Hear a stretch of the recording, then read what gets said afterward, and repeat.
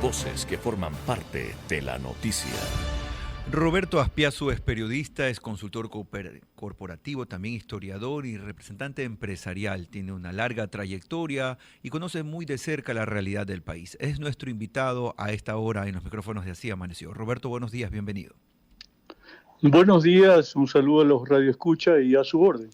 Estamos los ecuatorianos a punto de decidir el futuro en materia energética con la explotación o no del Yasuní, este parque amazónico, por entenderlo de alguna manera, donde ya se explota petróleo, pero luego de que la Corte haya dado paso a una intención del grupo Yasunidos, ahora los ecuatorianos deberemos decidir si es que el Yasuní sigue siendo explotado o no. La postura que usted ha manifestado en diversos medios es una postura a mantener el no como la opción, es decir, que deberíamos los ecuatorianos decidir y votar a favor de la explotación.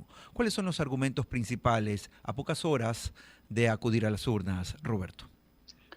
Yo diría que el voto no, porque finalmente el Ecuador se está disparando al pie voluntariamente, si acaso, porque esa es una riqueza petrolera que viene siendo explotada desde hace 7 años en base a una autorización expresa de la Asamblea Nacional de hace 10, y de repente se plantea esta consulta popular con una pregunta que data o se remonta a una década atrás, sin la clarificación debida para el elector de que el petróleo no está en este momento en el subsuelo, sino más bien en la superficie explotándose y generando un beneficio para el país que el año pasado representó 1.200 millones de dólares, considerando el precio promedio de barril de $82, más poco más de 18 millones de barriles producidos.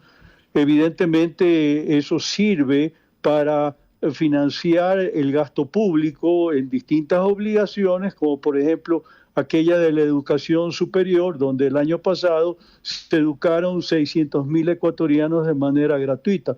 El momento que no tengamos ese ingreso, va a haber presiones para resolver cómo se compensa y no va a haber muchas alternativas.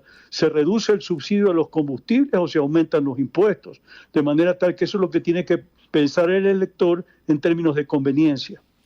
Sin embargo, las personas, los colectivos que defienden el hecho de que el crudo se mantenga en tierra, dicen que el Ecuador no gana lo suficiente con la explotación y que al final de todo, si es que seguimos explotando, en un momento vamos a perder mucho en materia ambiental y estaríamos hipotecando de alguna manera el futuro de las generaciones. ¿Cómo responde Roberto Aspiazu a ese argumento? Eso es falso, porque finalmente ya tuvieron que reconocer que sí, efectivamente son los 1.200 millones de dólares y no los 148 que ellos venían diciendo, porque ese argumento ya por lo menos en el debate de hace 2 días no lo abordaron, pero adicionalmente uno tiene que plantearse cuál va a ser la contribución efectiva al calentamiento global de dejar de producir 57.000 barriles por día, ante una demanda mundial que representa 102 millones de barriles al día. Es decir, esto va a ser algo mínimo y de hecho sin que Ecuador sea un país con mucha huella ambiental a nivel planetario.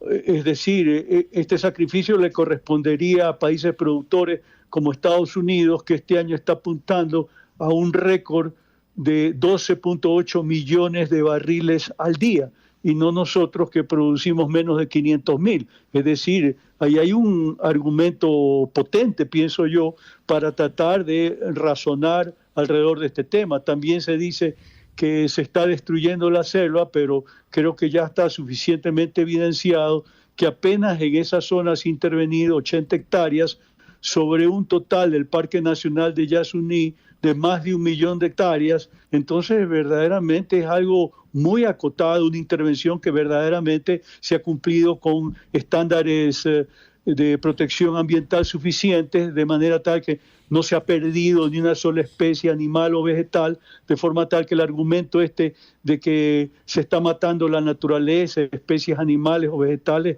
eso es falso. Son las 9:46 de la mañana, estamos hablando con el periodista, consultor corporativo e historiador Roberto Aspiazu. Roberto, hay algo que me molesta de los que dicen que voten por el sí. en lo personal obviamente, y es que no nos dicen cómo vamos a recuperar el dinero que vamos a perder por la no extracción. Sí, hay que pensar en el medio ambiente, pero también tengo que pensar en los niños y la desnutrición. Estoy pensando en las escuelas que se dejan de construir con ese dinero. Estoy pensando en una cantidad de cosas. A ver, ojo, este gobierno no hizo nada con ese dinero, ¿ya? Pero esperemos que los futuros gobiernos se lo hagan. Sí, adicionalmente yo agregaría que un país con 23% de desnutrición crónica infantil y 11% de extrema pobreza como indicadores de realidad social, no se puede dar el lujo este momento de hacer un sacrificio de la naturaleza que están imponiendo o pretendiendo imponer las organizaciones ambientalistas, especialmente Yasunidos, secundados por la Corte Constitucional que está siguiendo a pie juntilla su agenda y además llevando a cabo esta consulta en simultaneidad con una muerte cruzada, disolución de la Asamblea Nacional, convocatoria a elecciones generales, todo lo cual fue un poco antes de la convocatoria misma a la consulta popular, cuando se sabía que este era el escenario, para conducirnos finalmente a una consulta popular desinformada con una pregunta que data de hace 10 años. Correcto. Entonces, ¿dónde le encuentra usted sentido esto desde el punto de vista de manejar un tema tan delicado con un sentido de integridad y de ética? Y las cifras que ustedes han podido conocer, Roberto, hablan de una mayoría a favor del sí o una mayoría a favor del no. No es un secreto que en las semanas previas a la consulta él sí tenía un mejor posicionamiento, pero no era mayor la diferencia respecto al no, así que confiamos nosotros con todo el movimiento que ha habido en redes sociales, con la información que se está compartiendo en la ciudadanía respecto a por qué del voto no, pues finalmente esta opción vaya a triunfar, porque en caso contrario vamos a tener un dolor de cabeza, porque yo no dudo que en la zona misma, donde está Campo ITT, Bloque 43, ahí va a ganar el no. Y desde luego esa gente que trabaja ahí, que está amenazada de perder su empleo, su trabajo, el sostén de su familia, va a reaccionar negativamente y de forma beligerante para defender sus legítimos derechos. Eso es algo que tener como un factor también relacionado al hecho de por qué nos condujeron a una consulta a nivel nacional cuando en el Chocó andino están haciendo una consulta local, aun cuando de forma extensiva lo aplican también al Distrito Metropolitano de Quito, que yo pienso que es incorrecto. Entonces, traigo a colación este tema porque se presta también para la suspicacia, ¿no? ¿Por qué nos han llevado a una consulta ambiental de ámbito nacional? Más allá, le indico una cosa.